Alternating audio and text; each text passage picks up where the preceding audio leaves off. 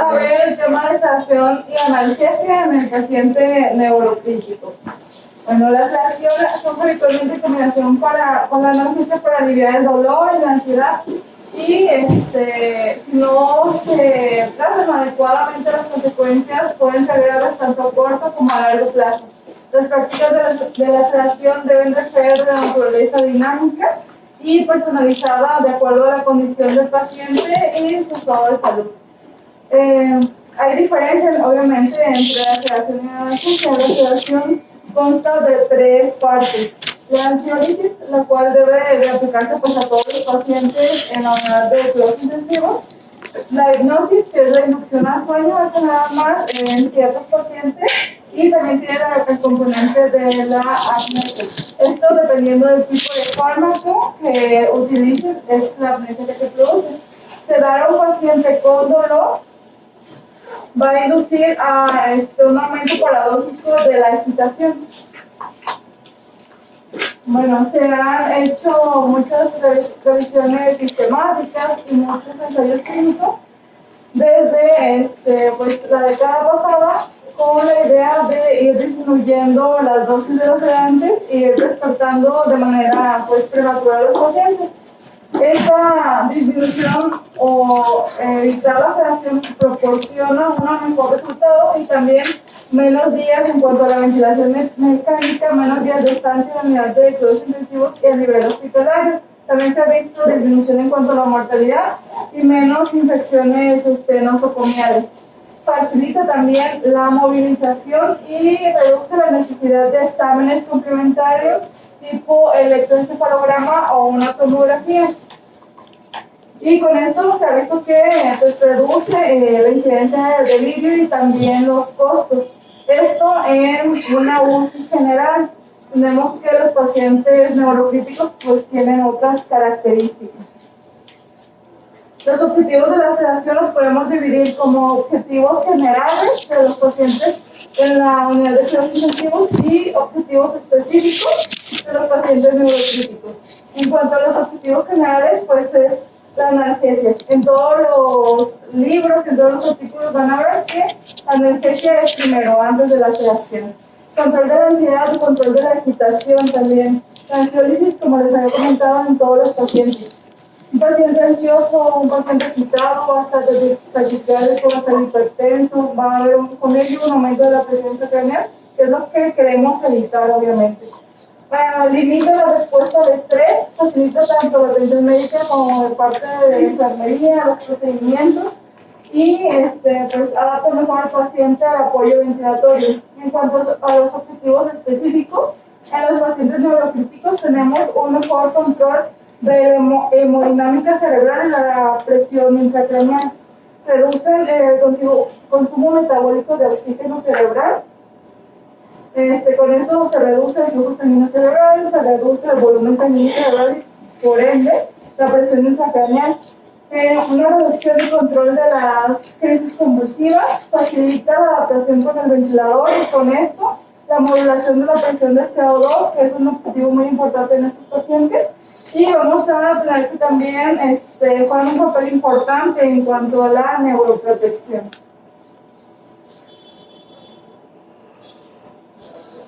Los efectos pues, protectores cerebrales que nos van a ocasionar en cuanto a la hemodinámica cerebral, los fármacos sedantes. Vamos a tener que el metabolismo cerebral se va a ver disminuido, como habíamos acordado, es en promedio 3.5 mililitros por 100 gramos por minuto de tejido cerebral. Esta disminución del consumo metabólico de oxígeno cerebral, como habíamos visto en clases pasadas, pues está muy ligado al flujo sanguíneo cerebral. Si disminuye el metabolismo, pues también va a disminuir el flujo sanguíneo, va a disminuir el volumen sanguíneo cerebral y va a disminuir la presión intracraneal, que es uno de los objetivos muy específicos en los pacientes neurocríticos. Con esto vamos a tener una mayor tolerancia del cerebro a la isquemia y se va a limitar el desajuste que ya existe entre la oferta y la demanda de oxígeno en un cerebro ya con una injuria cerebral. Con los fármacos también se puede lograr una supresión metabólica del consumo metabólico de oxígeno cerebral. Dependiendo del fármaco que utilices, es la supresión que te da. Algunos fármacos, por ejemplo el propofol o por ejemplo los barbitúricos, vamos a ver que dependiendo de la dosis puede ocasionarnos que el electroencefalograma se vuelva isoeléctrico y nada más tener los niveles basales para permitir que la neurona tenga su homeostasis, pues ya sin el consumo cerebral que vendría teniendo por la sinapsis. Otros fármacos, por ejemplo, los opioides o por ejemplo el midazolam, tienen un efecto techo. ¿Qué quiere decir? Que no logran que esta línea del electroencefalograma se vuelva isoeléctrica.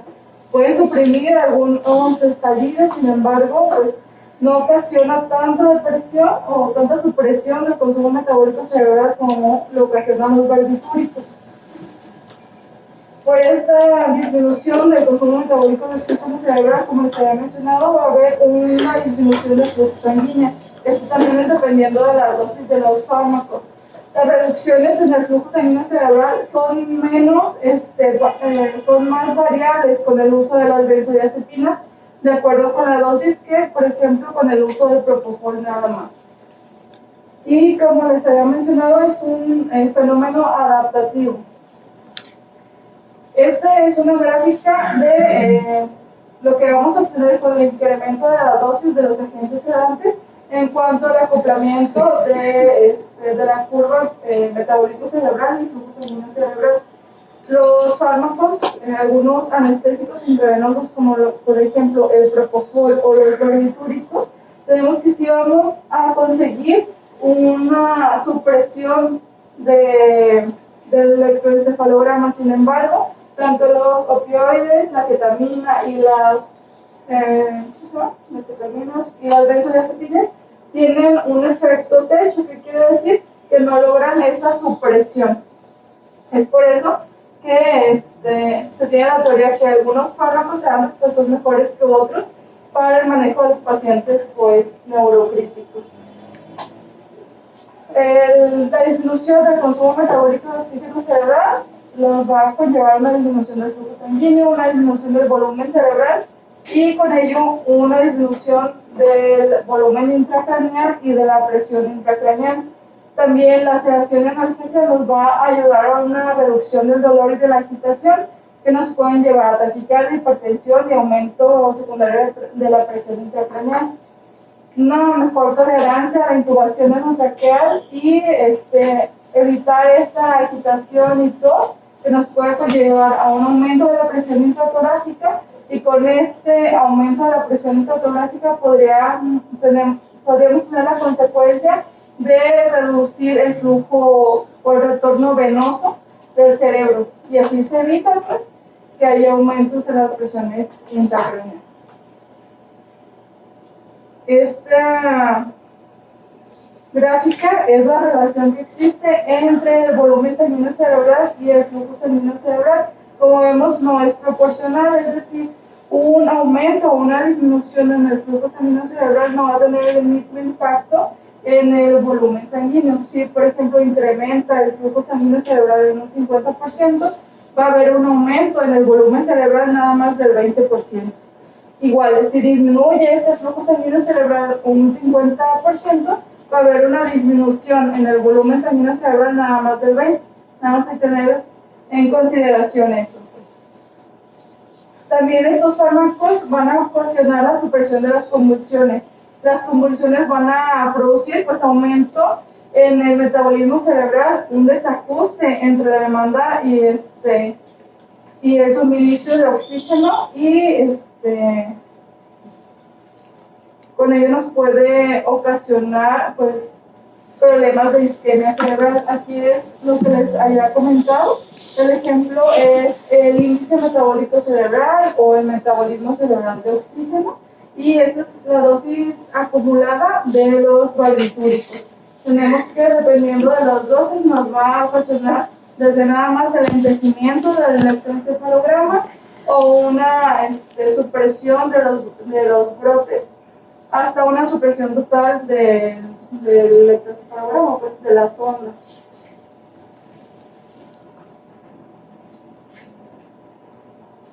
Y también otro de los efectos protectores que se han visto con los fármacos sedantes es que pues inhibe la despolarización expansiva cortical.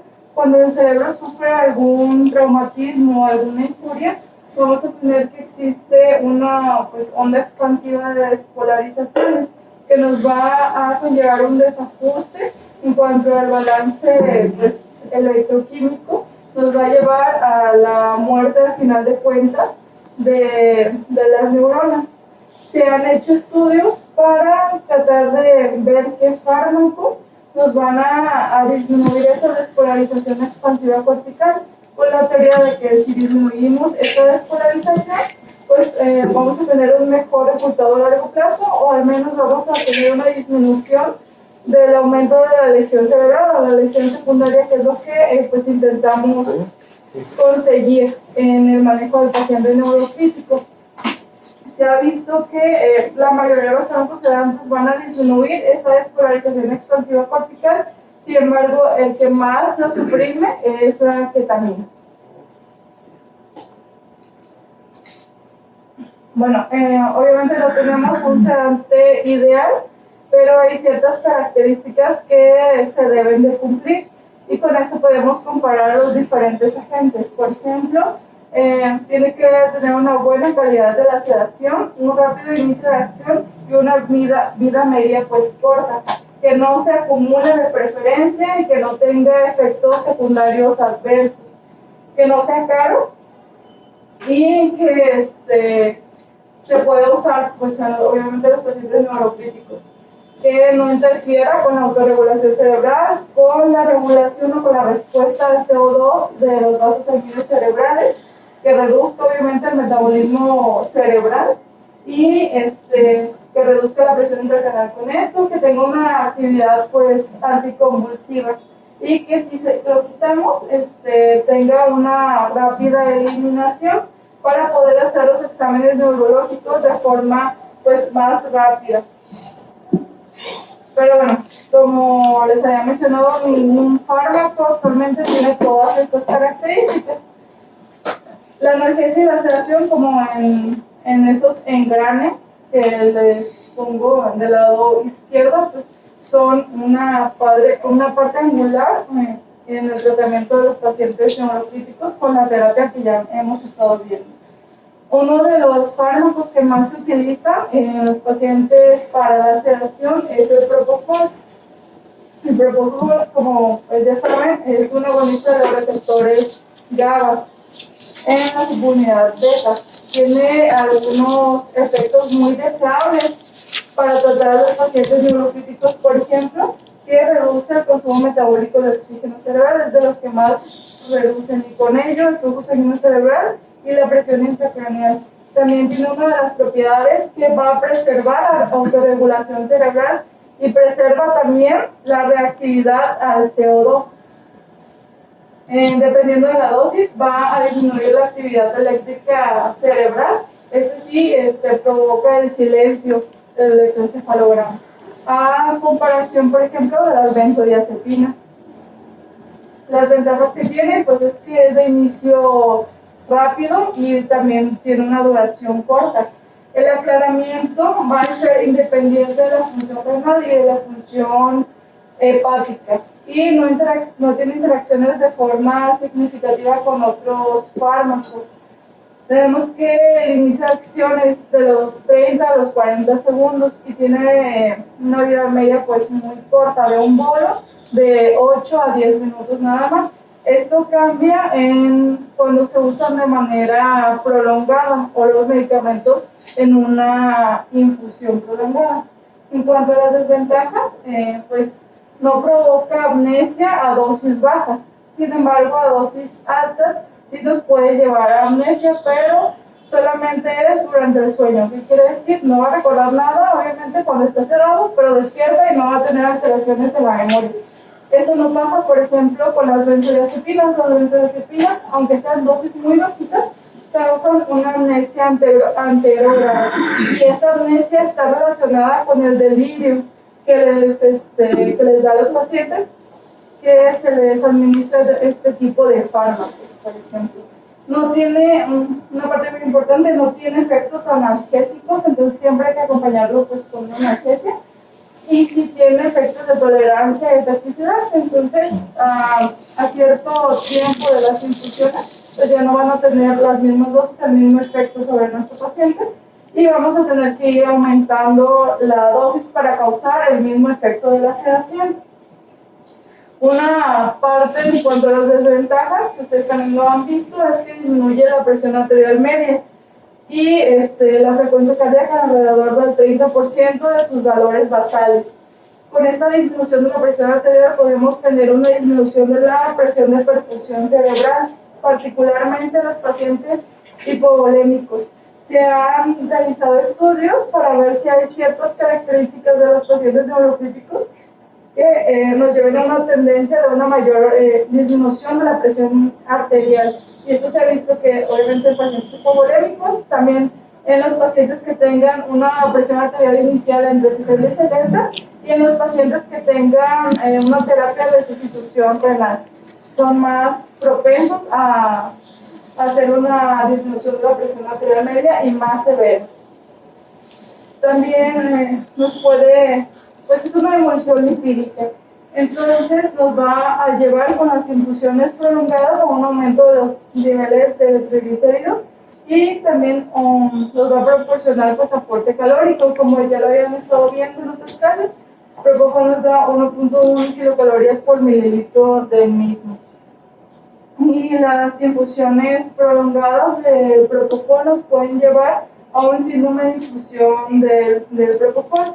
Algunos de los factores que nos pueden llevar a este síndrome son dosis pues aumentadas del Propofol mayor de 4 o 5 miligramos por kilo por hora, mayor de 48 horas continuas de la sedación. Pacientes jóvenes también nos pueden ser más propensos a desarrollar este síndrome. Las características que da es, pues vamos a tener pacientes con una disminución de la frecuencia cardíaca, disminución de la TA, aumento del lactato, aumento de la CPK y una falla miocárdica. A una dosis menor, a 4 miligramos por kilo por hora, todavía el acoplamiento entre el consumo metabólico de oxígeno cerebral y el flujo sanguíneo cerebral está respetada. Y a una dosis mayor a 5 miligramos por kilo por hora, ya vamos a conseguir una supresión del electroencefalograma.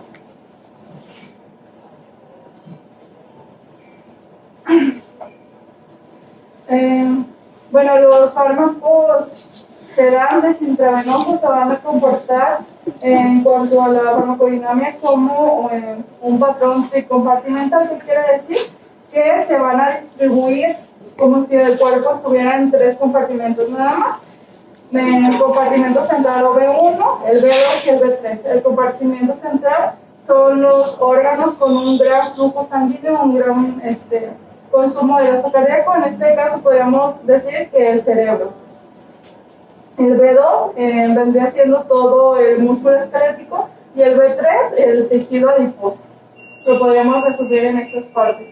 Lo que quiere decir que primero a la administración de los sedantes se van a ir hacia el compartimento central, que vendría siendo el cerebro, pero también una distribución al músculo y una distribución a la grasa.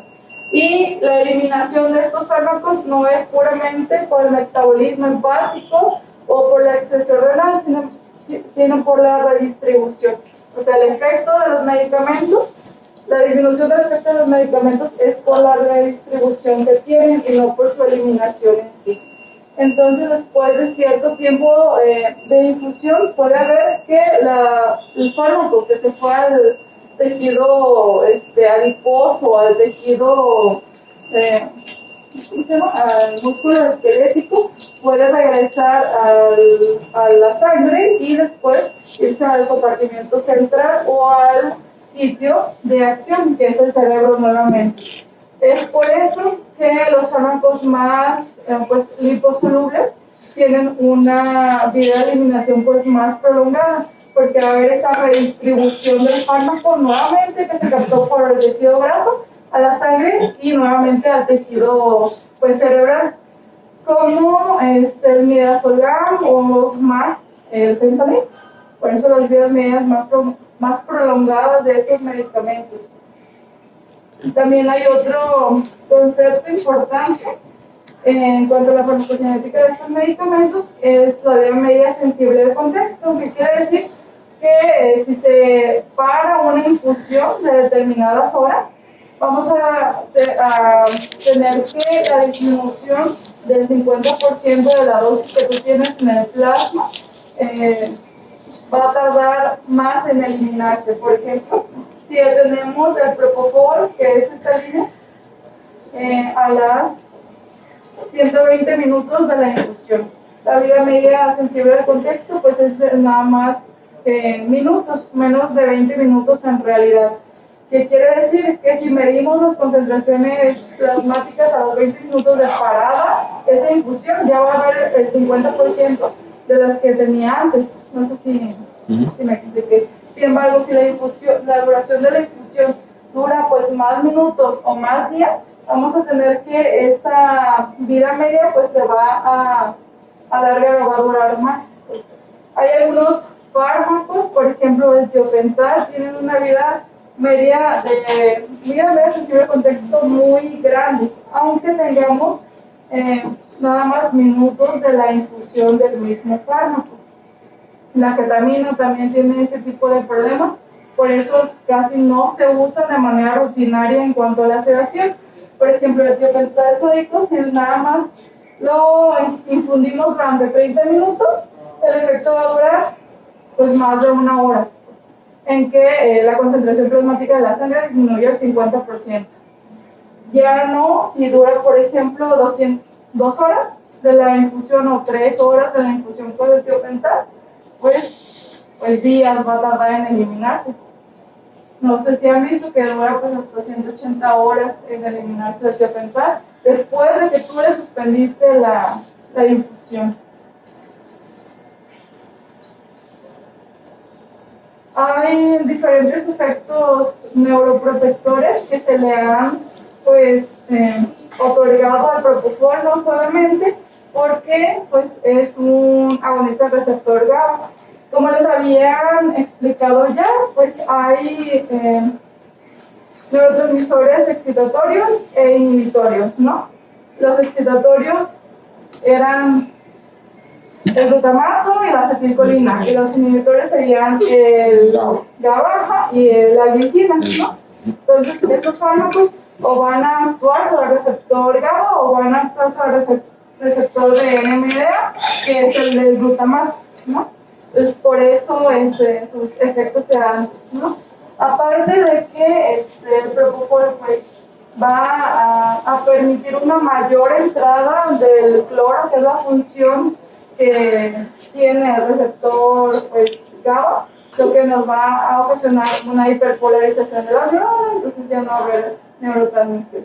Aparte de eso, tiene propiedades de disminución de las especies reactivas de oxígeno, tiene una disminución también de la disminución de la entrada del calcio a las células y con eso una disminución pues de la despolarización de la misma.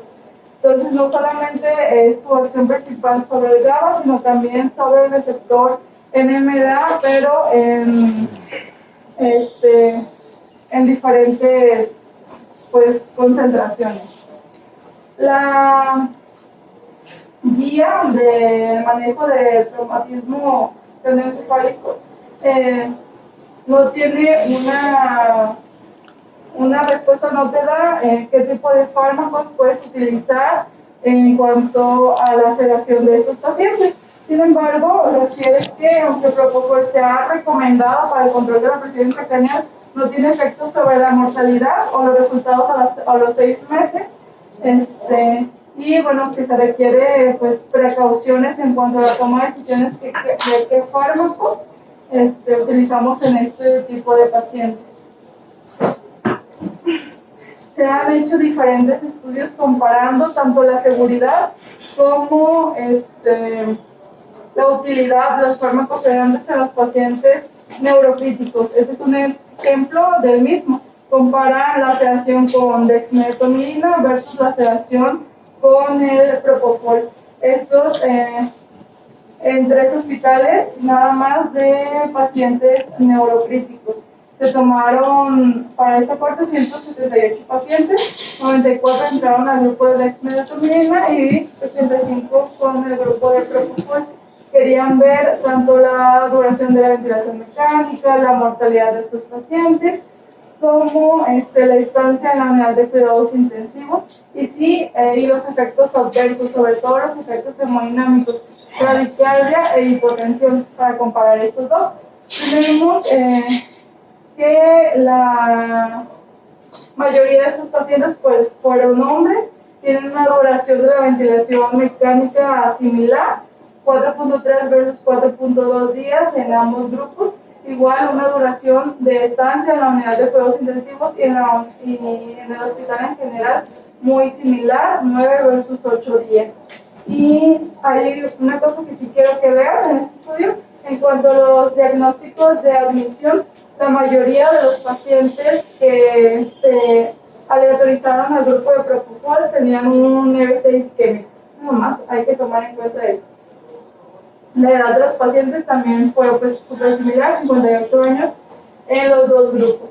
En cuanto a las indicaciones que los doctores utilizaron para el propofol o para la dexmedetomidina, tenemos que una parte importante es la agitación, mayormente en el grupo de propofol. Otras pues, indicaciones para estos fármacos fueron para facilitar la extubación y también para realizar exámenes frecuentes neurológicos.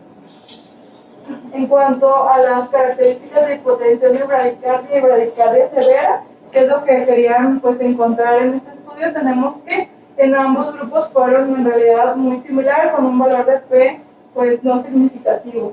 Querían ver también si, dependiendo de la dosis del Precedex, había un cambio o un valor ya significativo en cuanto a la hipotensión o a la bradicardia, tomando un punto de corte de 0.7 microgramos por kilo por hora de Precedex. Sin embargo, pues tampoco hubo una diferencia en cuanto al uso de estas dosis.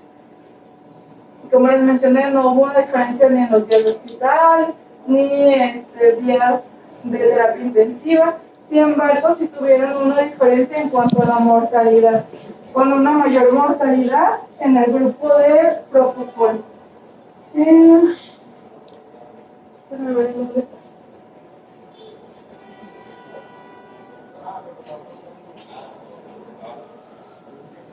Bueno, no me acuerdo. Aquí, mortalidad. Una mayor mortalidad en cuanto al grupo de propofol, y de las causas o de los diagnósticos que tuvieron los pacientes con una mayor mortalidad fue EBC isquémico. Entonces, como se acuerdan, el grupo que mayor tuvo este tipo de pacientes o pacientes con este diagnóstico fue el grupo de propofol. Entonces no podemos decir que en realidad el grupo de propofol pues, tiene una mayor mortalidad porque tiene ese sesgo. Incluyeron más pacientes con EBC en este grupo. Pero en cuanto a la hemodinámica, vemos que no hubo mucha diferencia en cuanto a bradicardia, ni bradicardia severa, ni hipotensión, ni uso de vasopresores si comparamos estos dos fármacos. Otro fármaco muy utilizado son las benzodiazepinas. Por ejemplo, pues el midazolam. Igual es una agonista receptor GABA, pero en su subunidad gamma en comparación con el propofol, que es en la beta.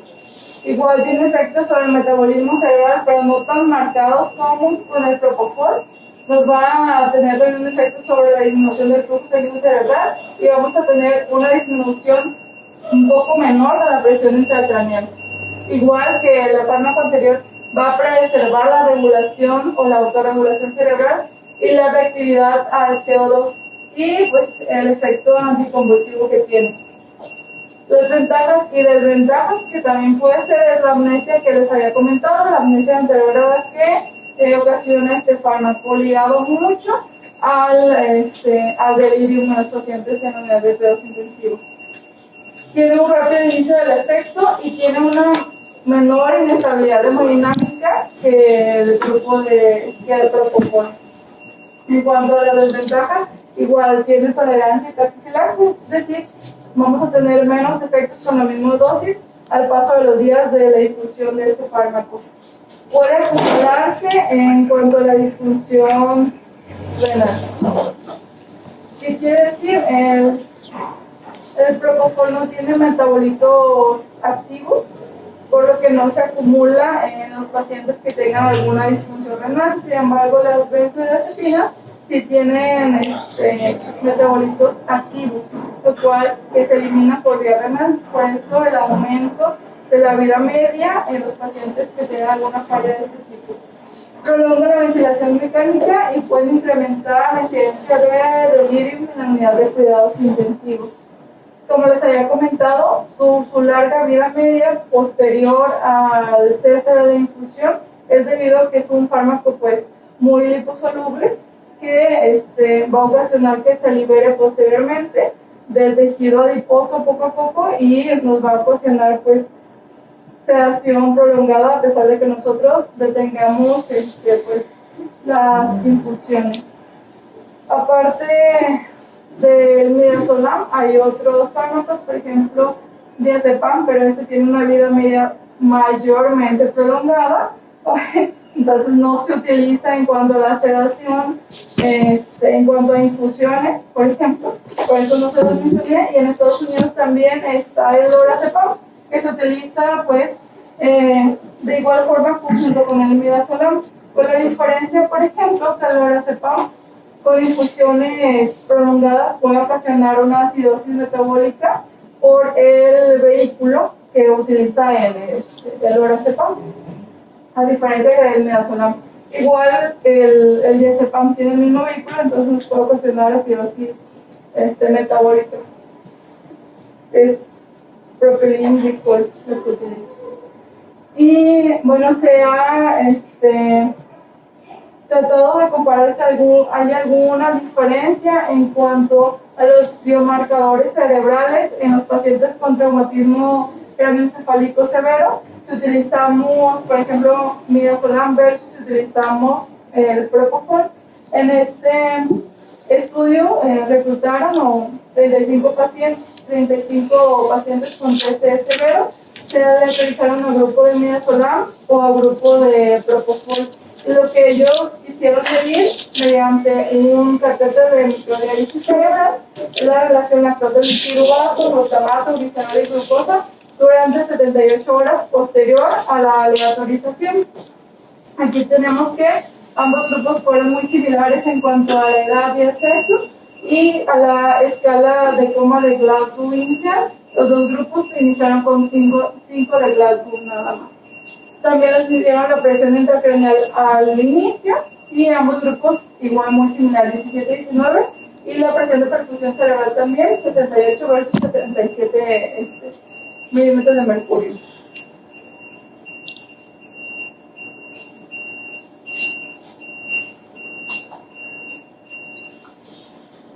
Entonces lo que querían ver es si había pues una disminución en cuanto al lactato, el glicerol, el glutamato en algún grupo de estos pacientes durante 72 horas.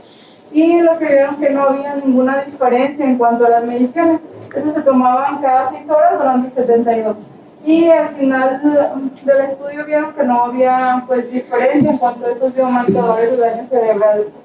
Si se utilizaba midazolam versus si se utilizaba propofol en los pacientes con TCE severo. También pues, se han hecho revisiones sistemáticas comparando o incluyendo ensayos clínicos aleatorizados que comparan diferentes tipos de sedantes. La mayoría ve pues la escala de coma de Glasgow ampliada, que es de pronóstico, o la mortalidad, o los días de la ventilación mecánica, o los días de estancia en la unidad de cuidados intensivos. Y en revisión sistemática se vio que no había ninguna inclinación en cuanto a la preferencia de alguno de los sedantes. La mayoría comparan, por ejemplo, propofol y midazolam, pero no hay diferencias ni en cuanto a la mortalidad ni al resultado a largo plazo, a los 6 meses, en cuanto a la escala ampliada de Glasgow.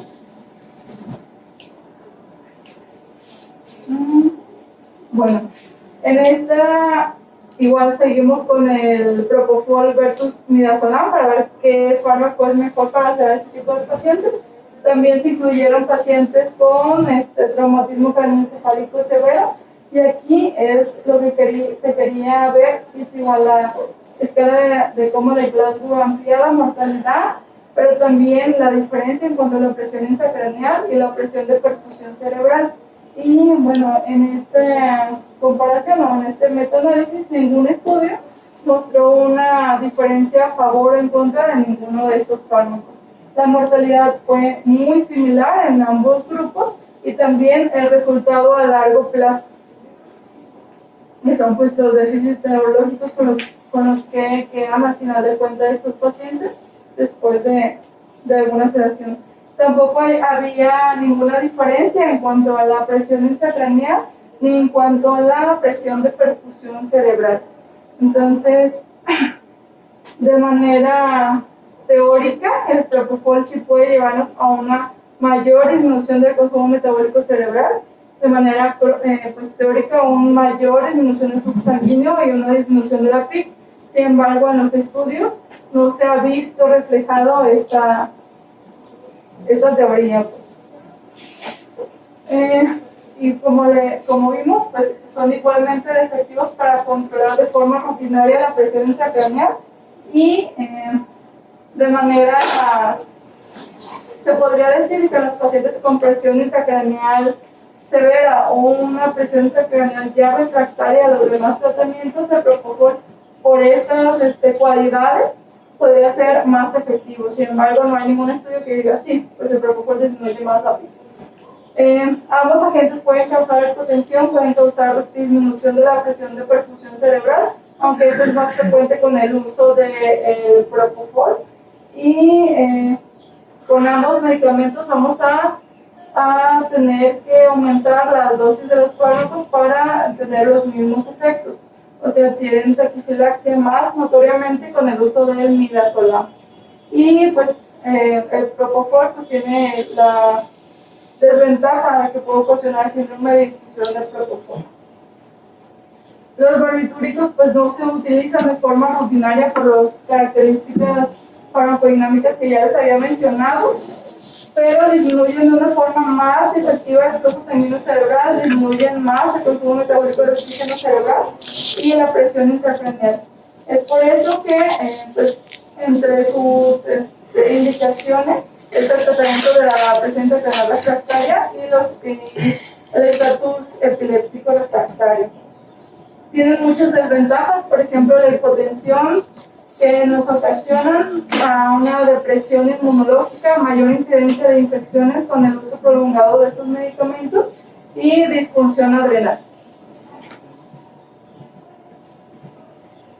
En cuanto a la analgesia, tenemos que pues, la piedra angular de la analgesia de los pacientes neurocríticos es el uso de opioides. Su mecanismo de acción pues, son agonistas del receptor mu en cuanto a la analgesia y del receptor kappa en cuanto a la sedación. Entonces, de todas formas, aunque se diga que en dosis analgesia, sí nos provocan algo de sedación por este agonismo al receptor kappa. Uno de los fármacos es la morfina. Esta, en cuanto a sus efectos al sistema nervioso central, es que después de un bolo inicial vamos a tener un aumento de la presión intracraneal y una disminución de la presión arterial media y de la presión de perfusión cerebral. Las desventajas que es de los fármacos comparados con otros opioides de bajo costo. Y en cuanto a las desventajas, pues es de baja previsibilidad para controlar la presión intracraneal. Es un gran liberador de histamina, una de las causas de que provoca una disminución de la presión arterial media. Y este fármaco se acumula en los pacientes con insuficiencia hepática y con insuficiencia renal debido a sus metabolitos activos, que se eliminan por vía renal y que de todas formas siguen teniendo acción. En cuanto a los otros fármacos, pues más modernos, tenemos el fentanil o más el sulfentanil. Estos fármacos son más potentes que la morfina y también en cuanto al vuelo inicial se ha visto que hay un aumento inicial de la presión intracraneal y una disminución de la presión arterial media.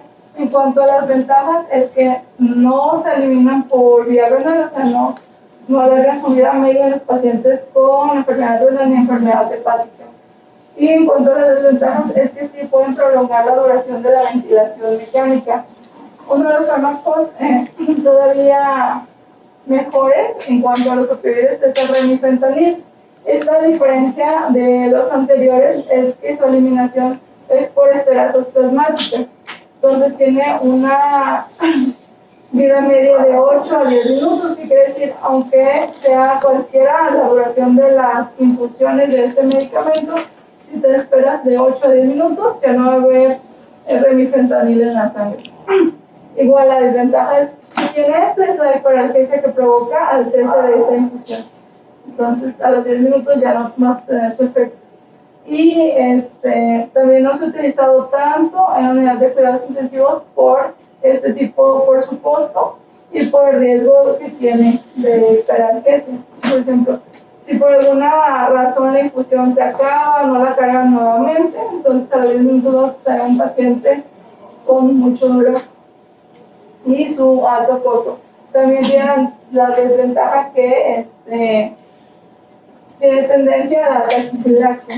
Y en cuanto a las ventajas, se puede utilizar en todos los pacientes, en pacientes con una enfermedad renal y enfermedad hepática, por su tipo de metabolismo. Y pues es más potente que, por ejemplo, la morfina.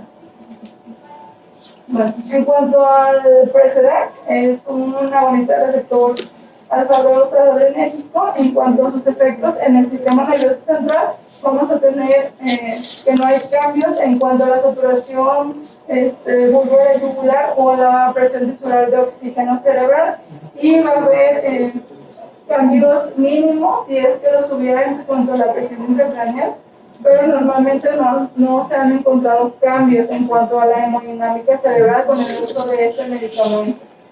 En cuanto a las ventajas, es que es un agente pues ansiolítico, es un agente sedante y también tiene propiedades pues analgésicas. Su tiempo de acción es breve y no se acumula, una cosa importante, aunque las infusiones tengan una larga duración. Y en cuanto a las desventajas, es que la hipotensión o la bradicardia que pudieran condicionar el uso de este tipo de fármacos se ha visto que están relacionados con arritmias, sobre todo con FA, también con hiperglucemia, y que para alcanzar la misma sedación en comparación con otros sedantes, requieren dosis más altas de este fármaco y pues su alto costo. La ketamina, la receptora en MDA, pues por muchos años no se utilizó por el riesgo que tiene o que tenía. O sea, se había visto del aumento de la presión intracraneal, que esto se vio en los primeros estudios, que más o menos fueron en los años 70. Se había visto que condicionaban un aumento de la PEC y una disminución de la presión de perfusión cerebral, por eso estaban pues muy disminuido o casi contraindicado el uso de este medicamento en los pacientes con alguna alteración neurológica. Sin embargo, en los estudios más recientes se ha visto que no hay ninguna alteración en cuanto a la presión de perfusión cerebral ni en cuanto a la presión intracraneal. Por lo tanto, se puede utilizar de manera segura en estos pacientes. Esta igual es una revisión en donde se buscaron todos los estudios o los ensayos clínicos caracterizados que comparaban las dosis de la ketamina y los efectos sobre la presión intracraneal o la presión de perfusión cerebral, y si había alguna evidencia a largo plazo de daño en cuanto a su uso. Y en todos ellos no hubo ninguna evidencia de daño en estos pacientes, ni de aumento de la PIC, ni una disminución de la presión de perfusión cerebral. Sin embargo, pues son estudios, la mayoría pequeños, o sea que incluyen pocos pacientes, y las dosis no están bien estandarizadas en estos pacientes. Es la desventaja que tiene. Bueno, más recientemente también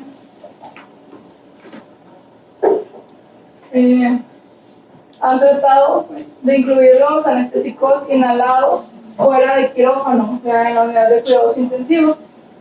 El mecanismo de acción pues, no está claro todavía de los anestésicos halogenados, y en cuanto a los efectos sobre el sistema nervioso central, es que sí disminuye la actividad eléctrica cerebral y disminuye el consumo metabólico de oxígeno cerebral y el flujo sanguíneo, pero dependiendo de la dosis. ¿Qué quiere decir? A mayor dosis o altas concentraciones pueden provocar el efecto contrario. Pueden provocar un aumento del flujo sanguíneo cerebral, la autorregulación que los demás fármacos sedantes preservan, tanto del CO2 como la autorregulación cerebral. Estos fármacos se pierden con dosis mayores.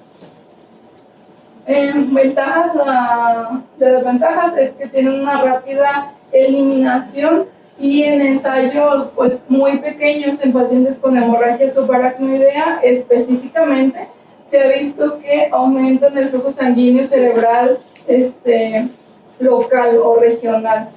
Entonces se tiene la teoría que podría disminuir el vasoespasmo en los pacientes con hemorragia subaracnoidea. Sin embargo, nada más es un estudio muy pequeño, y no se puede generalizar el uso de estos anestésicos. Y no se ha visto a largo plazo, los efectos a largo plazo. En cuanto a las desventajas, pues dependiendo de las concentraciones, es su efecto sobre el sistema nervioso central. Los datos, como les dije, son muy preliminares, son estudios muy pequeños y causan muchos efectos en cuanto a la hemodinámica. Depresión miocárdica, pueden causar hipertermia maligna, no están ampliamente disponibles y se requiere sistemas de eliminación específicos y sistemas de entrega pues también específicos para este fármaco, aparte de que son muy caros y no se han visto sus efectos a largo plazo. Aparte de eso, pues aunque se está estudiando actualmente en el entorno fuera pues del quirófano dentro del quirófano a nivel de las cirugías, pues la tendencia es a dejar de utilizar este tipo de fármacos. La contaminación que provoca, contaminación ambiental, y aparte de que se ha visto, por ejemplo, que en los pacientes pediátricos y en los pacientes ancianos, una disfunción cognitiva a largo plazo. En los niños está muy relacionado al TDAH. En los pacientes que se les administra y que tienen menos de 3 años. Y en los pacientes pues, ancianos a la disfunción cognitiva. Entonces, pues, no. Esta es una tabla de todos los efectos sobre el sistema nervioso central y su vida media y si es o no acumulable. En uno de los artículos mencionaba opciones sugeridas sobre la sedación de analgesia dependiendo de algún escenario clínico en particular en los pacientes con TCE, por ejemplo. Una sedación estándar con una presión intracraneal no elevada, primera línea de sedación lo sigue manejando el propofol y primera línea de analgesia el fentanil. Una presión intracraneal elevada, primera línea del propo, igual analgesia del fentanil. Si el objetivo igual es controlar la temperatura, porque también se puede utilizar la sedación para lo mismo, propo y fentanil. Si el objetivo ya es un estatus, se puede utilizar el midazolam. Si el paciente tiene una disfunción hepática, lo más conveniente es utilizar el propofol y el remifentanil o el fentanil. Si el paciente tiene disfunción renal, pues el propofol y lo más conveniente sería el remifentanil. En su defecto, como no hay, pues el fentanil. Si el paciente tiene inestabilidad hemodinámica, midazolam y como analgésico, fentanil. Y si ya tiene agitación o delirio, lo más indicado serían los alfados agonistas y como analgesia el fentanil. Y bueno, ahí están sus alternativas. Pero bueno, eso es lo que hay y sí está indicado. Aquí está pues un algoritmo para el uso de sedación analgesia en los pacientes neurocríticos. Tenemos que si no tienen un aumento de la presión intracraneal y no tienen alguna razón para estar sedados, como les había comentado, lo primero es tratar el dolor. Entonces, lo primero es la analgesia, se puede usar fenta o sufentanil, que es lo mismo. Ya, si el objetivo es disminuir la presión intracraneal, pues lo primero es la sedación. Ahí sí, ya con el propofol o con el midazolam para tratar de reducir la misma. Igual, si el objetivo es la agitación o delirio, lo más indicado, que creo que toca esta clase más adelante, los alfa-2 agonistas o los antipsicóticos también están indicados. Si tienen alguna sincronía con el ventilador, pues lo más indicado es realizar los ajustes con el mismo. Y si no tiene ninguna de esas, pues lo más indicado es que no esté sedado el paciente. Bueno, así de forma... en cuanto al monitoreo de la sedación, hay diferentes escalas. Las más utilizadas y que sí se han validado en los pacientes neurocríticos es la de RAS y la de Richter. Cualquiera de las dos están validados en este tipo de pacientes y se pueden utilizar. Otra forma más objetiva de cuantificar o de ver el grado de sedación es el índice biespectral, que pues da un valor numérico en cuanto a los diferentes tipos de ondas del electroencefalograma. Es una diadema nada más de 4 electrodos que se pone pues, en la frente del paciente y te va a cuantificar la profundidad de la sedación profunda de 40 a 60 en un valor que va desde 0 hasta 100. Si es más despierto, 0. Pues, se ha querido relacionar o correlacionar los niveles de sedación con las escalas diarias, como por ejemplo la escala de RAS o la escala de coma de Glasgow con los valores del índice biespectral, y sí se ha visto que tienen una muy buena correlación en cuanto a la escala de RAS nada más. Por ejemplo, en este estudio se hizo medir en los despertares diarios.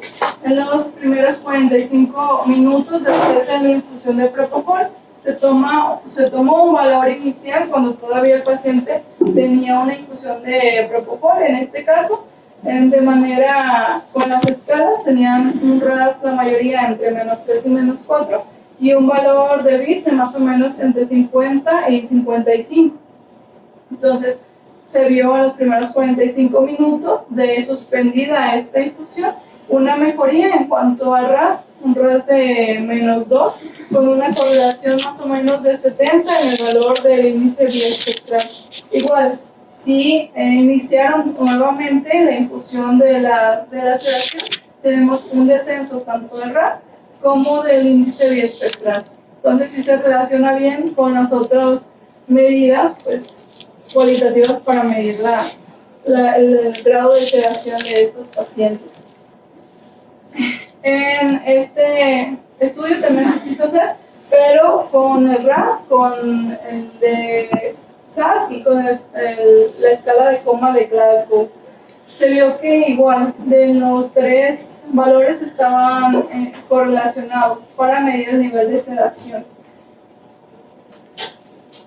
Una cosa que se me había pasado, todos estos pacientes eran pacientes politraumas, pero nada más una parte, más o menos un tercio de los pacientes tenían traumatismo craneoencefálico severo, y en esta se hicieron la división de los pacientes que no tenían TCE versus los pacientes que tenían TCE, y tenemos un valor basal de BIS menor en comparación con los que no tenían un traumatismo craneoencefálico severo.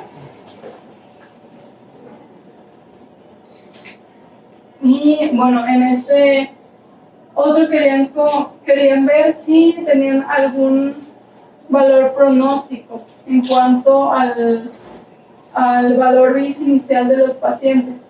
Incluyeron pues más de 40 pacientes al ingreso a la unidad de cuidados intensivos. Los pacientes que ya tenían un diagnóstico de muerte encefálica al ingreso a la unidad de cuidados intensivos, y los que no tenían todavía un diagnóstico de esto, pero sí tenían un TCE severo, y también pues los pacientes que se dieron de alta de la UCI y que se fueron ya a rehabilitación. En esta vieron que los pacientes que previamente ya tenían un diagnóstico de muerte encefálica tenían un valor de BIS de 0. Los pacientes que no tenían un diagnóstico tenían un valor, no tenían un diagnóstico de muerte encefálica al ingreso, pero después ¿cómo se llama? Perdón. ¿Se murieron? Se murieron, ajá, pero después se murieron en la terapia, tenían un valor de 5 más o menos de BIS. Y los pacientes que sí se recuperaron tenían un valor inicial de 40, más o menos 10. Entonces, pues sí está relacionado también como un pronóstico en estos pacientes. En cuanto al monitoreo del dolor, pues obviamente los pacientes, la mayoría de los mismos, están intubados.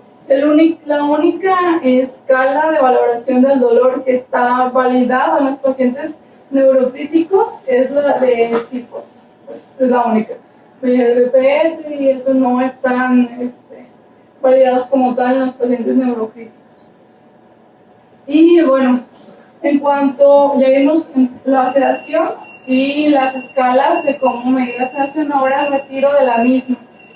Como les dije al inicio de la plática, pues se han realizado estudios o ensayos en donde el retiro temprano de la misma y los ensayos de despertar diarios han tenido muy buenos resultados en cuanto a la disminución de los días en terapia intensiva, disminución de los días ventilador, disminución de la mortalidad y de las infecciones asociadas al ventilador.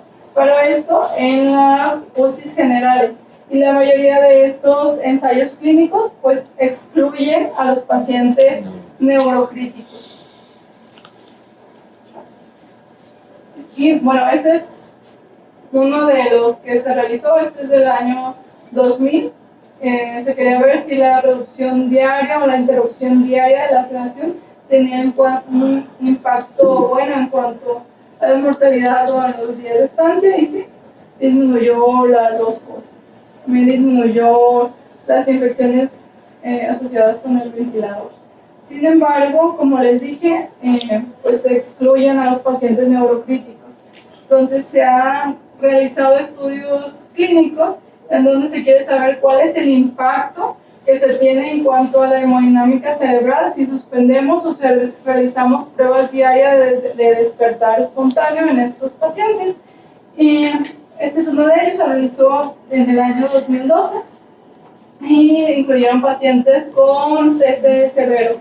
Y lo que pues se quería ver es que si realizabas estas pruebas de despertar diarias, tenía alguna repercusión en la presión de perfusión cerebral o una repercusión en la PIC, en los valores hemodinámicos, como la frecuencia cardíaca, la presión arterial media, pero también en el metabolismo cerebral, es decir, si había una disminución o un aumento en la presión tisular de oxígeno cerebral, en la glucosa o en el lactato, igual que en el estudio anterior que los había mencionado. Y en este estudio se vio que en los pacientes que se les realizaba la prueba de despertar espontánea de forma diaria, rutinaria, había un aumento significativo de la presión intracraneal y una disminución de la presión de perfusión cerebral, un aumento del lactato, una disminución de la glucosa y una disminución de la presión tisular de oxígeno. Y estos no eran pacientes con hipertensión intracraneal, pues no tenían indicación de sedación. Eran pacientes con TC, pero sin hipertensión intracraneal, en comparación con los pacientes que se les continuó la sedación hasta que el médico lo establecía a criterio del médico. Y bueno, este estudio también recopiló ensayos clínicos aleatorizados en donde comparaban si había algún cambio en cuanto a la presión intracraneal o a la presión de perfusión o a los resultados a largo plazo en los pacientes que se realizaban pruebas de despertar espontánea. Y en la mayoría de los estudios que se tomaron en cuenta, pues igual determinaron que no había ningún beneficio en cuanto a las pruebas de despertar espontánea en cuanto a la mortalidad ni en cuanto a la estancia en la terapia intensiva, pero sí había un aumento en la presión intracraneal o en los parámetros de disminución de la presión de perfusión cerebral. Esto es en cuanto nada más a los pacientes con TCE severo, pues.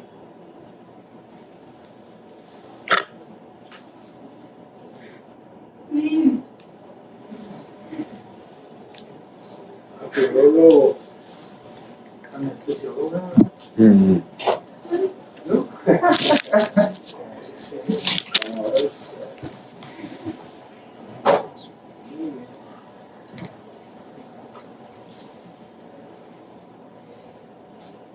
Preguntas, Aportaciones, comentarios. R1, dudas, algo que han leído.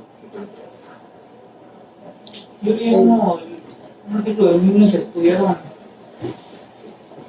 no sedados pacientes versus sedados con metas de -1 a -2 de RAS, excluyendo pacientes neurocríticos con estado epiléptico, y realmente no encontraron diferencias en mortalidad, una 5% de diferencia entre los que recibieron la sedación leve con los despertares diarios o el efecto de la sedación versus el que no se sedó. Entonces era como que otra razón del no neurológico, y que no encuentran mortalidad desde esta que prolongación en el día o los días de ventilación mecánica entre el sedado y el no sedado, no habían encontrado como mucha diferencia, siendo que en otros estudios también se han encontrado que sí hay un poquito más de mortalidad en los pacientes no sedados. ¿Y qué sí les llamó de la atención de ese artículo? No fue estadísticamente significativo, pero hubo algo que dijeron, hubo una diferencia de un paciente en delirio. Ajá, En los pacientes en los que no se les dio sedación. No se dio sedación. También tuvieron en ese mismo artículo trombosis, riesgos trombóticos en los pacientes que se les dio sedación y en los que no se les dio sedación. A eso sí fue estadísticamente significativa. Mañana lo vamos a ver más a fondo, pues, pero es también algo relevante de esos artículos. Yo leí una revisión sobre sedación difícil en el paciente crítico, incluía población de pacientes neurocríticos, son pacientes que requieren un nivel de sedación más profundo, y en ellos pues es muy complicado evaluar la analgesia, como mencionaba la doctora, ¿no? Hay pocas escalas validadas, mencionaban unas innovaciones que no sé si aquí se manejan, como la videopupilometría y unos equipos que miden el índice analgésico mediante respuestas simpáticas, ¿no? Y eso nos ayudaban a medir la analgesia. Supongo que se usan más habitualmente en procedimientos quirúrgicos, ¿no? Con cuestiones de anestesia, pero bueno, no, la verdad desconocía eso, y sí, pues es difícil evaluar la respuesta analgésica en un paciente con una sedación tan profunda. También leí unos metaanálisis sobre midazolam en el paciente neurocrítico. Era población general, no específicamente neurocrítico, pero sí se veía en los metaanálisis un aumento en la mortalidad del midazolam en infusión, y ellos recomendaban, o se veía una disminución en este efecto cuando la estrategia era por bols. Entonces es una opción. Sin embargo, pues lo más importante, sobre todo en el paciente neurocrítico agudo que apenas se va recibiendo, pues la sedación pues tiene que ser efectiva, y entiendo pues que se sigue usando en infusión, pero las recomendaciones apuntan a que debería empezar a usarse más en bols. Ahí hay una comparación de varios estudios que hacen esa sugerencia, sobre todo por lo que comentó más con la dosis acumulativa del fármaco y el efecto que puede prolongarse en días el despertar. Hay comparaciones, muchos estudios hacen lo mismo, decía en bolos versus infusión. De hecho vamos a ver más o menos lo que hicieron en el protocolo de CRES mañana, pero lo que vieron más en ese de bolos, hubo mucho mayor consumo de opioides y del mismo efecto de antes midazolam. ¿Por qué? Porque los pacientes prestaban más agitación y obviamente no se lograba las metas propuestas. Pues la infusión, ahorita lo actual es valorar despertar temprano o incluso reducción de dosis, ya sea considerar el juicio médico, o incluso hay unos protocolos basados en enfermería, que se supone que enfermería es el que evalúa realmente esas escalas. El CIPOP, ese lo hizo una enfermera, creo que es de Canadá, donde ella realmente valoraban ese nivel. Ese nivel de dolor, pero aquí el problema es que la guía de sedación expresa propone muchas medidas para mejorar eso, como incluso añadir paracetamol. Hay estudios, hay un ECA, pero está en curso, que se llama Attachment Trial, que ese empezó desde el 2019, donde infusiones pequeñas de ketamina reducen todo ese consumo. Hay garrafones vacíos de agua. Sí, hay dos. ¿Y en la residencia de Resta? No, lo sacamos. Lo sacamos.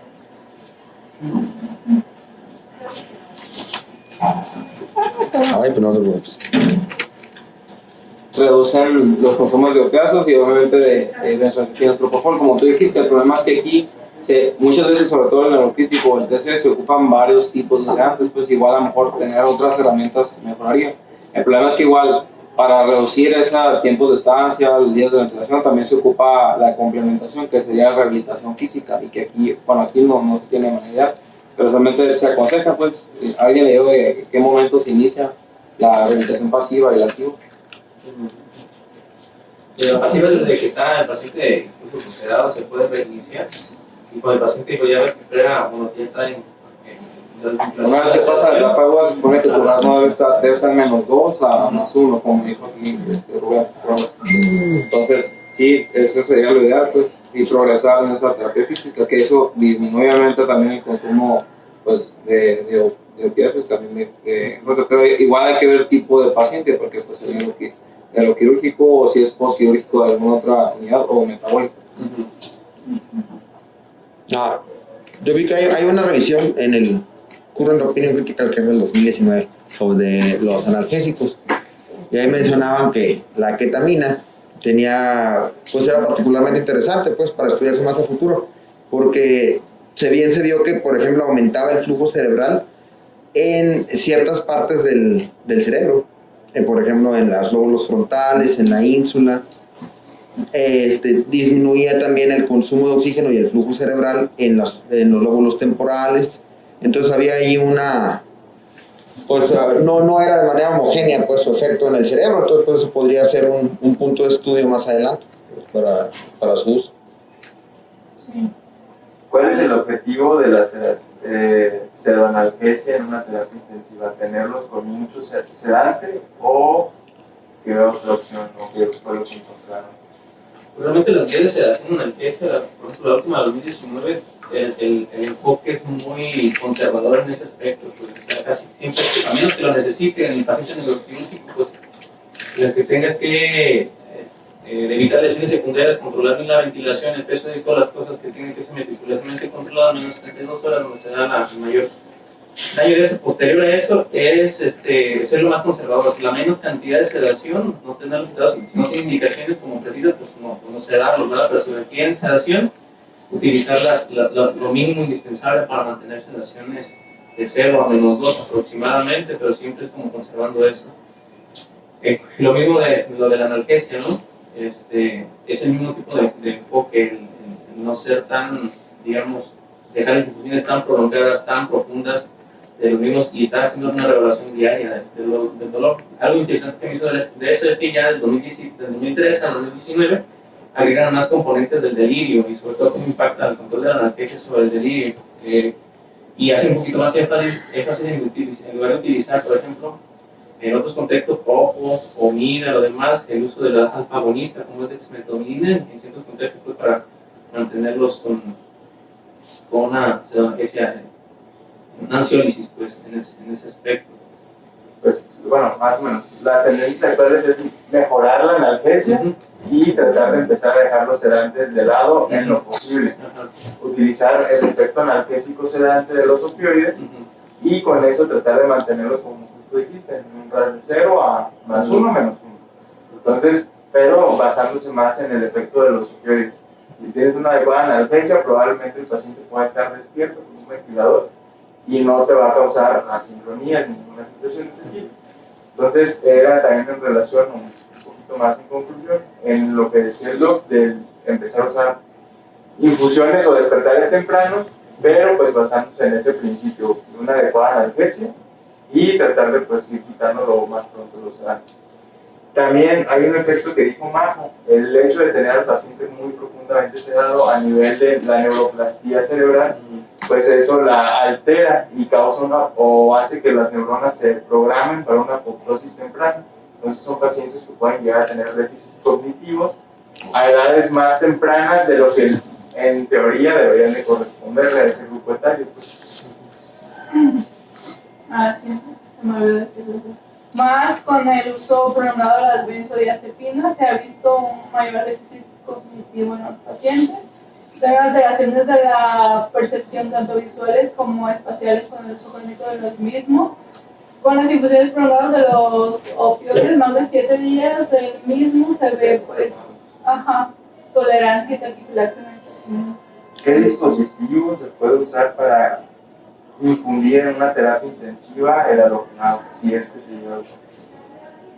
¿Qué, perdón? ¿Qué dispositivo? ¿O van a hacer la máquina de anestesia? Marianita sabe. Bueno, se llama Anaconda. El dispositivo es un adaptador que pues, bueno, ya te permite tener tu vaporizador en un ventilador convencional como los que usamos aquí en la terapia intensiva. Sí, hay indicaciones bien establecidas de mantener un paciente con un RAS profundo, -5. Pero alguien se enfocó en la pregunta de cómo se reduce la sedación en ese tipo de pacientes. En los neurológicos. En las 5 indicaciones que hay de mantenimiento, las 5 enfermedades que deben de tener un RAS profundo para su resolución. ¿Cómo iniciamos la dosis reducción de ese tipo de pacientes? ¿En qué momento sabemos si ya remitió el cuadro? La verdad es que es una pregunta para socializar, porque yo tampoco he encontrado una respuesta absoluta. Hay quienes dicen que se debe de reducir el 25% cada 24 horas, pero si nos apegamos a lo que han hablado mis compañeros de monitorización de la sedación y de la analgesia, entonces es pregunta también para socializar si sería conveniente o no hacer una reducción más rápida o más lenta de la sedación. Por ejemplo, si lo tenemos con tiopental, que ya vimos las características farmacocinéticas y dinámicas del medicamento, o si tenemos algún otro tipo de sedantes, la repercusión que tendría sobre el metabolismo neurológico, cómo la podríamos limitar o cómo podríamos obtener un beneficio de esas modificaciones que le hacemos a la bomba, a veces en mililitros y no por dosis y tal, porque también decían algunos maestros de la UCI que es del conocimiento pleno del intensivista el manejo de la sedación y la analgesia del paciente. No sé si alguien pudo encontrar alguna información en relación a eso. Yo no encontré datos así como que precisos, pero por ejemplo vi que lo que se está usando más es que para titular la sedación dependía pues era individualizar al paciente. Por ejemplo, para pura sedación en un paciente en la UCI normal, pues usabas por ejemplo el RAS, ¿no? Y lo ibas titulando dependiendo del RAS que buscaras. Para hipertensión intracraniana, pues un monitor, un catete intraventricular, pues sería lo ideal. Para un estatus epiléptico, pues el electroencefalograma, buscando datos de supresión, de radios de supresión o frecuencias espectrales. Para control de temperatura, pues escalas de ¿cómo se llama? Shivering, Escalofríos. eso, o sea, escalas de escalofríos. Y por ejemplo, en algunos pacientes con lesión cerebral que pueden producir hiperactividad paroxística simpática, que hasta por 7 días después del evento, pues controlen la agitación, para titularlo de acuerdo al control de la agitación. Lo que pasa es que vamos a tener, por ejemplo, pacientes en cuidados por un estatus epiléptico y van a hacernos recomendaciones de servicio de tratamiento de neurología, por ejemplo. La mejor lo vamos a tener con tiopental y otros sedantes, midazolam, propofol y todos sus anticomerciales. Se van a iniciar al tanto tiempo según las guías de manejo del estatus epiléptico. Y la sedación ellos van a ver que la van a proponer a una reducción del 25% cada 8 horas. Que en teoría con nosotros se puede porque la vigilancia es 24 horas, pues, en piso es distinto.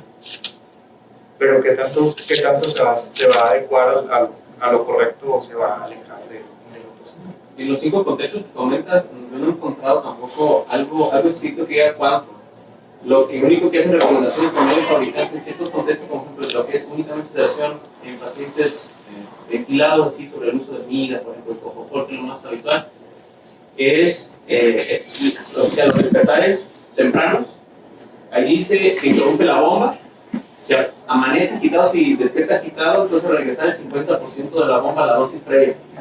Pero hasta ahí no dice que tengas que hacer un dosis gradual y que si el paciente empieza con agitación, hagas un intercambio a un agonista y en ese caso hagas como un traslape de sedación para hacer, como digamos, despertar más tranquilo a los pacientes.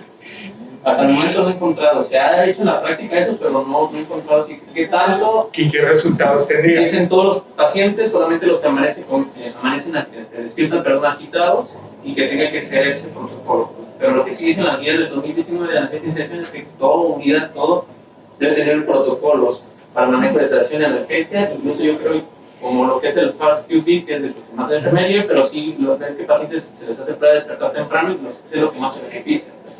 Y nuestro manejo en el paciente, o sea, ya como tratando de llegar a un consenso de residentes y de que próximamente vamos a manejar los pacientes, ¿cómo lo haríamos? ¿Cómo lo lograríamos? Pues, que al final de cuentas vamos a ver a los pacientes 24/7. Nosotros, ¿cómo manejaríamos ese tipo de pacientes?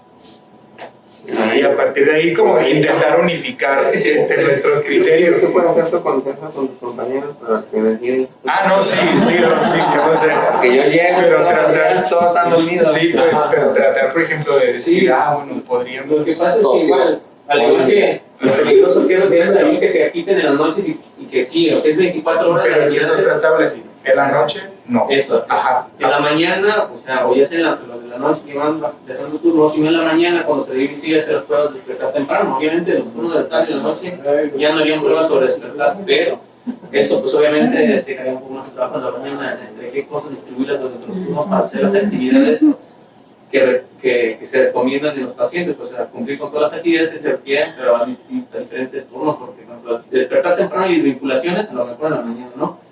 Y en las tardes, obviamente, disminuirían los procesos, los procedimientos, los mismos pacientes que requieren hacerlo. Pues igual las revisiones que van a ver más adelante ayudan a tomar una mejor decisión. Un consenso. Hay, por ejemplo, para pacientes que no son neurocríticos, pues está PAVEX, ¿no? Entonces, PAVEX nos puede decir bien más o menos qué hacer. Incluso nos ayuda a responder un poquito la pregunta que hizo Pablo, de que si el paciente le suspende la sedación, que no existe un protocolo estándar, pero si agarramos los de dormir en la noche, despierto de día, se hace la suspensión, ¿no? Nosotros el medicamento, basado en la farmacocinética de los medicamentos y que van, de todos modos, a tener una disminución progresiva. Entonces, que si el paciente se empieza a agitar, muy probablemente lo que tiene es delirio y hay que tratar el delirio, no hay que resedar. Esa es una parte muy importante, porque luego el paciente lo despertamos después de 7 días de midazolam, que ya despierta como a los 10, 11, 12, y todavía le queremos volver a poner más midazolam, ¿no? Entonces sería una de las partes. Otra, ya que no estamos ahí hablando en esa guía en específico de pacientes neurocríticos, ya pusieron hace rato las indicaciones específicas de tener al paciente profundamente sedado, que son pues bastante puntuales, y a veces me parece que somos un poquito complacientes con los servicios tratantes, sobre todo con neurocirugía, de que, ay, es que le cayó tierra al cerebro, déjalo dormido 3-4 días. Ay, es que no le gustó, que sangró mucho, déjalo dormido 3-4 días. Entonces, también hay que empezar a tomar decisiones nosotros con base en el pronóstico del paciente, que en realidad, de tenerlo dormido, digo, ahorita como que se va a modificar un poquito lo que voy a decir, pero nosotros tenemos monitorización por ultrasonido, insisto. No, pues. Pero podemos estar haciendo mediciones de crecimiento renal de forma indirecta, en las cuales podemos tomar decisiones y estar monitorizando de forma casi continua, aunque no tengamos, por ejemplo, un camino para estar haciendo una monitorización precisa y continua, ¿no? Entonces, sí vamos a estar haciendo esas mediciones y tratar de establecer qué paciente se beneficia o no de verdad de una sedación un poquito más profunda, que en realidad serían... bueno, sí tenemos mucho neuroquirúrgico y sí tenemos mucho trauma, pero no son todos. También tenemos algunos pacientes que entran, no sé, por un aneurisma, por un tumor, cosas de estas, y en esos pacientes podemos llegar a tomar otro tipo de decisiones en las cuales les podemos estar previniendo complicaciones de la sedación. En la revisión sistemática, perdón, la revisión que puso José de 2016 de Critical Care, habla de las ventajas, ¿no? Las ventajas de la sedación. Es más cómodo, respira mejor el paciente, se acopla mejor el paciente, pero no es lo mismo, obviamente, ventilar un pulmón o un globito que ventilar a un paciente. En ese caso, en el que nosotros vamos a ventilar a un paciente, tenemos que saber cómo mover el ventilador, y eso va a requerir de más conocimiento y va a ser más complicado. Entonces, para hacernos la vida sencilla y hacerse la vida a las enfermeras también sencilla, pues lo mejor es dar a los pacientes tenerlos dormidos. Pero para tratar de darle un mejor pronóstico al paciente, sí necesitaríamos dirigirnos un poquito más hacia lo que ya se sabe de la sedación y analgesia, así tal cual nos lo dijo María José. Lo primero es analgesia con el paciente, después sedación, quizás ansiolisis y cosas de estas, pero sí tomar en cuenta que si un paciente está agitado, pues hay que utilizar un antiagitamiento, que suena muy chistosa esa palabra, pues, pero es un antipsicótico. No vamos a utilizar o un sedante nuevamente para poder tomar a ese paciente. Hace rato en el pase también preguntaban si hay un inductor cardioestable o hay uno que sea más cardioestable. ¿Alguien conoce alguno? No. Porque yo la risa. Es que yo creo que hice esa pregunta. Sí, bueno, por lo menos las inducciones, te refieres a los fármacos de sedación que no tienen tantos efectos adversos sobre el sistema cardiovascular. Sobre todo lo que yo encontré hasta el momento, no sé, sobre todo porque tanto Propo como Dexme a dosis altas de inicio hacen bradicardias, complican el gasto cardíaco, se potencian, los pacientes se radicalizan, sobre todo al momento de hacer las inducciones. De hecho, las dosis de carga de Dexme son opcionales, ¿no? De estos 10 miligramos. Entonces, ya no se usa, ya no se usa por lo mismo, pues, porque incluso te hacen que los fermentos sean de 0.2 cada 30 minutos hasta que alcance tu sedación. ¿El etomidato? ¿Dónde? Etomidato.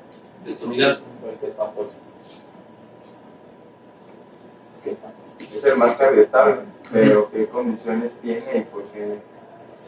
¿O qué características tiene y por qué no lo usamos aquí en la UCI? Si es el más cardioestable.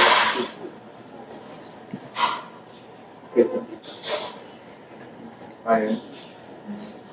Ella puso un cuadrito donde venían todas esas.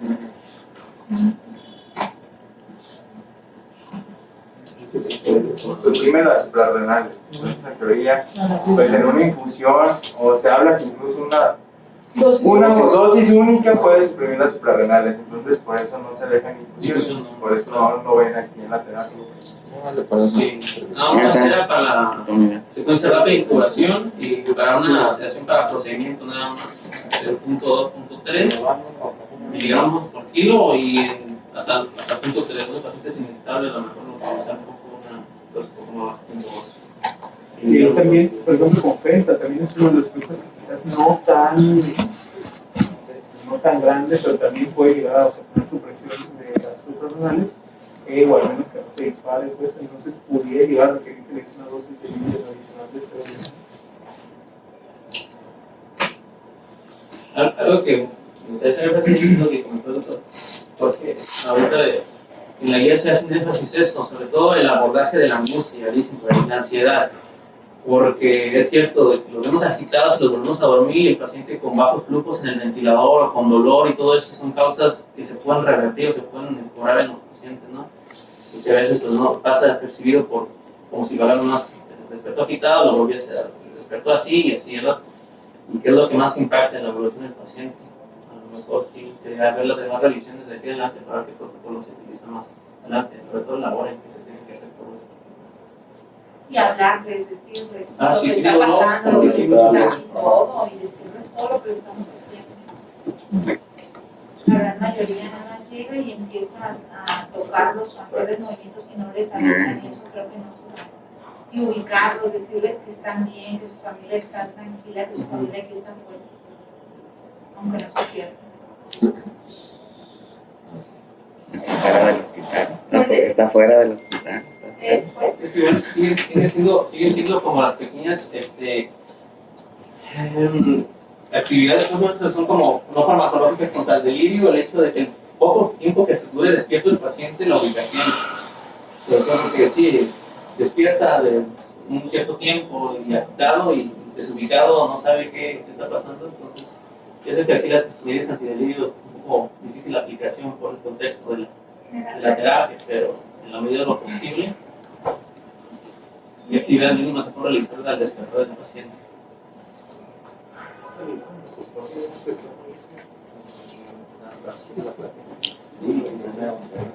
Vigilar la dosis máxima de cloroformo, vigilar la dosis máxima de diazepam, vigilar las complicaciones de cada uno de los fármacos. Triglicéridos mínimo una vez por semana. Triglicéridos mínimo una vez por semana.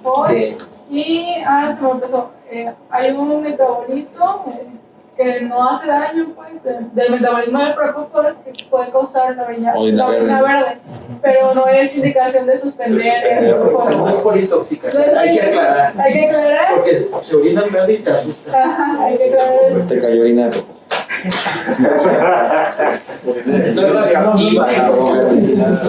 Creo que una de las situaciones de las guías es que las guías son muy enfocadas al tema que están hablando. En este caso, por ejemplo, cuando hablan de sedación, se enfocan solamente en una sedación. Y a veces no se evalúa en otro contexto. Igual pasa con las de nefros, cuando hablan de un riñón, el contexto de todo un paciente. Entonces, como alcancé a escuchar que María José mencionaba, bueno, no recomienda que en pacientes neurocríticos se despierten o se retire la sedación. Sin embargo, en las guías de edema cerebral o de neuro recomiendan que todos los días se evalúen neurológicamente. Entonces ahí sí hay una recomendación de que se suspenda la sedación. ¿Qué hacen muchos protocolos? Retiran. Bueno, la recomendación primera es usar medicamentos de acción corta, de la media corta y de rápida eliminación para que los pacientes despierten rápido después de que tú retiras la sedación. Entonces, ¿qué hacen los protocolos? Bueno, más o menos a las 6 de la mañana se retira la sedación para que a las 8, en teoría son como se van cambiando los turnos, a la entrada de un turno ya puedas evaluar cómo está el paciente neurológicamente. Con base a pruebas decides si retiras completamente la sedación o la continúas. Pero la recomendación es que todos los días se haga una evaluación neurológica sin sedación. ¿Y qué otra importancia tiene? Bueno, muchas veces decimos, uso el propofol porque es de vida corta en cuanto se lo quite, pero eso sucede si no lo usas más de 3 días. Después de 3 días de infusión de propofol, la eliminación ya es impredecible, ya no se elimina tan corta. Entonces, ¿qué va a pasar? Que muchas veces quitas el propofol después de 5 o 6 días y dices, no despierto. Pero muchas veces es asociado a eso, ¿no? Que después de eso la eliminación se convierte en algo impredecible. Y la otra cosa, y lo que también hacemos, que creo que es un error, es quitar la sedación y la analgesia al mismo tiempo. O sea, si lo estás despertando apenas, pues te bajas también la analgesia. Está bien, disminuir el fentanilo, que puede ser que ocasione que se duerme el paciente, pero oye otra cosa, pacientes neurológicos, pacientes muchas veces traumatizados que van a tener dolor. Entonces tú le quitas el fentanilo, le bajas el fentanilo, le bajas la sedación y pasas por lo que decía Juan, van a despertar agitados, y van a desacoplarse con el ventilador, y eso hace que rápidamente fracase y rápidamente se vuelva a sedar el paciente sin haber hecho una evaluación neurológica completa. Entonces, prácticamente los sedantes, recuerden también que después de su uso tiene alteraciones neurológicas, va a causar efectos cognitivos, y eso está demostrado que si tú lo usas más de 2 o 3 días, un paciente después de unos meses van a notar que tiene un deterioro cognitivo asociado al uso de sedantes. Entonces, la recomendación actual por eso es usarlo lo menos posible. Prácticamente están quedando los sedantes para el SIDA únicamente. Entonces, incluso ahí está recomendado los relajantes, pero en el resto de casos probablemente ya no tenga mucho lugar, si acaso, una sedación leve, no una sedación profunda. La sedación profunda prácticamente la definición le da para SIDA y casi nada más. Entonces yo creo que es algo que debemos seguir considerando también y hacer esas recomendaciones que son los despertares, ¿no? que muchas veces decía Jorge que es por comodidad de la enfermera, no es comodidad de los médicos, porque los que dan la indicación son los médicos. No, quien decide no despertarlos son los médicos. Entonces, creo que a veces se hace más por comodidad del médico que de enfermería, ¿sí? Entonces, sí debemos, creo que, replantear esa